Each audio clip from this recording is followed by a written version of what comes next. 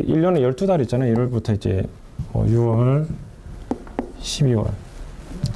보통 이제 그 뭐 비수기가 있고 성수기가 있는데 보통 비수기도 있어요. 이베이 해외 전자상 거래 쪽 일반적인 전자상 거래가 보통 언제부터냐면은 한 3월부터 한 8월 달까지 이때가 이제 보통 비수기입니다. 비수기고 이제 11월에서 12월 때까지 여기가 이제 초성수기. 그래가지고 보통은 이제 전반적인 매출액 같은 경우는 이 당시가 좀 한, 그래서 3월 달에서 8월 달 약 한 6개월 정도 된다고 한다면은 이 6개월이 전체 매출액이 한 25% 정도 돼요. 여기가 이제 한 6개월이 한 30% 정도? 그 다음에 이제 성수기, 이제 9월 달부터 시작하죠. 이 9월 달부터 그 다음에 한 2월 달까지가 전체 매출액이 한 70% 정도 차지합니다. 그런데 이제 중요한 게 뭐냐면은 9월 달부터 이제 성수기가 시작을 하는데 9월 달 때 가가지고 리스팅을 준비한다거나 판매 전략을 그때 세웠다가는 일단 그 해는 일단 끝나다고 보셔야 돼요.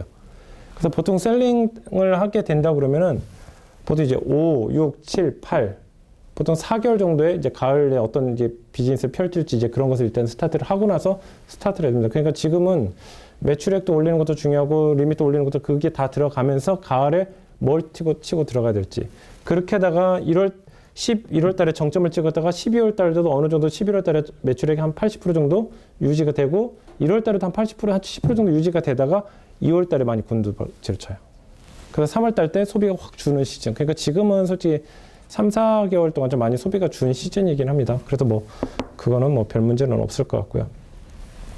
그 다음에 또 하나가 이제 문제가 뭐냐면 지금 오늘 이슈가 됐던 건데 오늘 환율이 이제 급락했다고 이제 난리가 났어요. 이제 급락했다고 난리가 났는데 올해 7월 8일까지는 계속 떨어질 거다. 뭐 떨어져봤자 어마어마하게 떨어져 뭐 800원대 700원대까지 떨어지지는 않고 떨어져봤자 이제 한 뭐 1000원대 한 990원대까지는 떨어지겠다. 앞으로 한 4% 정도가 아마 더 떨어질 거 예상하고 있습니다. 근데 연말에는 또 다시 오른다고 좀 기대를 하고 있는데 이게 이제 환율이 떨어지는 시점에서는 이제 여러 가지 생각이 많이 들어요. 어떤 사람 같은 이제 수출을 이제 그만했다. 판매가 이제 안 좋다라고 얘기하는데 저희 회사도 그렇고 저희도 이제 얘기하는데 보통 이것을 이제 저는 두 가지 의미로 이제 생각을 합니다.